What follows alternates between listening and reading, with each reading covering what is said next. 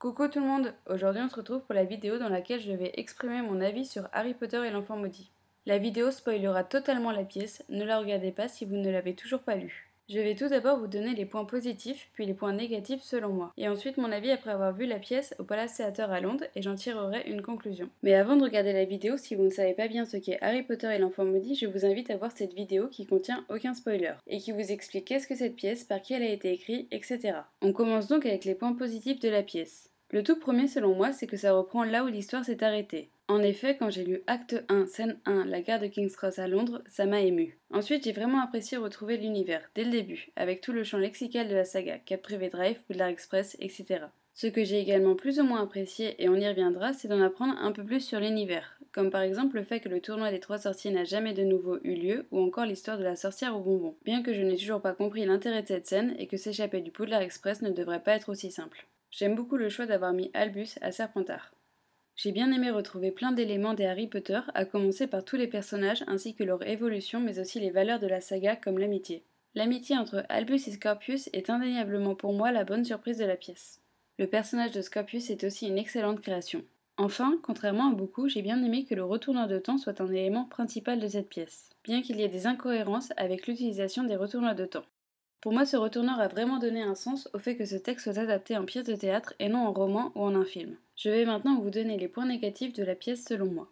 Le gros problème de cette pièce, c'est qu'elle fait du fanservice. J'ai même pas envie de vous expliquer pourquoi. En plus du fanservice, je n'ai pas du tout retrouvé les personnages que l'on connaît. Dans celle-ci, Harry Potter a peur des pigeons, Hermione est censée toujours avoir un plan, Ron est réduit à un clown, Ginny est réduit au rôle de maman, et je ne vois pas du tout Drago travailler au ministère sachant qu'Hermione est la ministre. Je trouve que les scènes avec les adultes sont plan-plan, qu'ils sont dépassés et qu'ils manquent de caractère. L'intrigue fait un peu trop de bon dans l'histoire, même si c'est le format qui veut ça, on a par exemple à peine le temps de comprendre que Pétunia est décédée. Encore une fois, c'est le format qui veut ça, mais j'aurais apprécié avoir plus de descriptions des lieux et des personnages. Je trouve aussi que Jack Thorne a pris beaucoup trop de liberté et qu'il y a énormément d'incohérences, comme pour la conception du polynectar.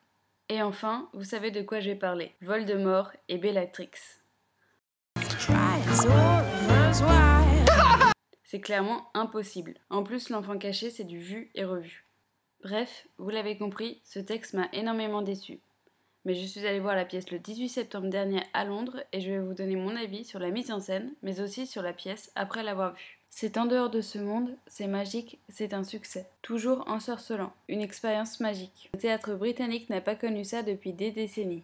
La presse britannique est unanime sur le sujet, la pièce est un succès. Quand on se balade autour du Palace Theatre, on voit ces avis qui me laissaient perplexe connaissant le texte. Pour rappel, la pièce est divisée en deux parties d'environ 2h30, soit environ 5 heures de show. Je ne veux pas vous spoiler la mise en scène, mais en effet, la pièce est époustouflante. Tout y est, le jeu des acteurs est exceptionnel, surtout celui d'Anthony Boyle qui joue Scorpius Malfoy. Les décors sont monstrueux, oui on voit bien le Poudlard Express sur scène. L'émotion est constamment présente, on passe du rire aux larmes. Je n'ai pas du tout vu les 5 heures de show passer, la manière dont ils font les retours dans le temps est tellement bien trouvée, les illusions sont présentes, la magie est là, et ce, juste en face de nous. En plus de tout cela, le jour où j'ai vu la pièce, elle était introduite par J.K. Rowling en personne. Elle y était pour promouvoir son association Lumos. Je vous laisse imaginer mon émotion, d'autant plus que dans les couloirs, j'ai croisé Evanna Lynch, Robbie Jarvis et Warwick Davis. J'ai même réussi à louper David Yates et David Eman qui étaient présents. Pour le texte, s'il ne vous plaît pas, il vous plaira toujours pas. Mais certaines scènes prennent du sens et les flashbacks dans l'enfance d'Harry vous feront verser une larme, surtout celle où on apprend qu'Harry est un sorcier.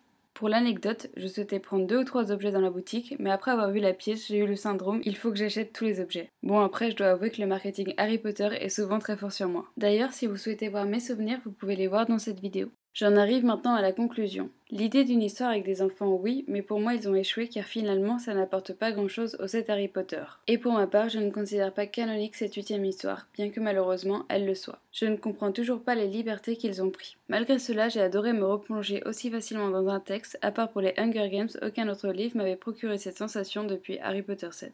Je trouve très ingénieux le choix d'un format pièce de théâtre. Mis à part les 7 livres Harry Potter, la pièce jouée au Palace Theatre est la plus belle chose Harry Potter que j'ai vue. Elle surpasse selon moi les lieux de visite de tournage, les 8 films Harry Potter que j'ai vus à chaque sortie au cinéma et le premier film des Animaux Fantastiques. Pour conclure, bien que je n'ai pas vraiment apprécié le texte, la sortie de cette 8ème histoire a engendré plein d'événements Harry Potter. Un mélange de générations de fans, la découverte du théâtre pour certains et la création d'une pièce époustouflante. Cela nous rappelle encore une fois à quel point cette saga est magique et unique. Je vous laisse maintenant me donner votre avis sur la pièce en commentaire. J'ai très hâte de connaître vos avis. N'hésitez pas à répondre sous les commentaires des uns et des autres. Je souhaite que sous cette vidéo, il y ait un vrai espace de débat. Après l'outro, je vous mets quelques-unes de mes photos que j'ai prises avec les comédiens de la pièce si ça vous intéresse. C'est tout pour aujourd'hui, je vous dis à très bientôt.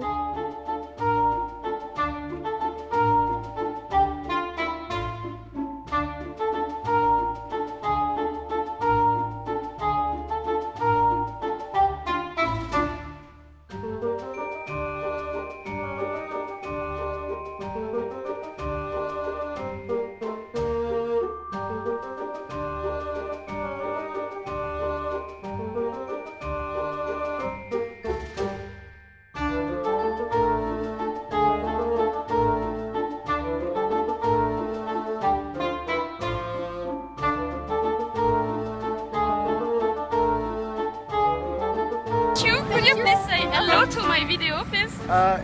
Just hello. Yes. Hello. And what is your house? Are you a Gryffindor, a Hufflepuff? I'm a Hufflepuff. Okay, Yeah, good guy. yeah, yeah. Thank you, Matthew. That's great.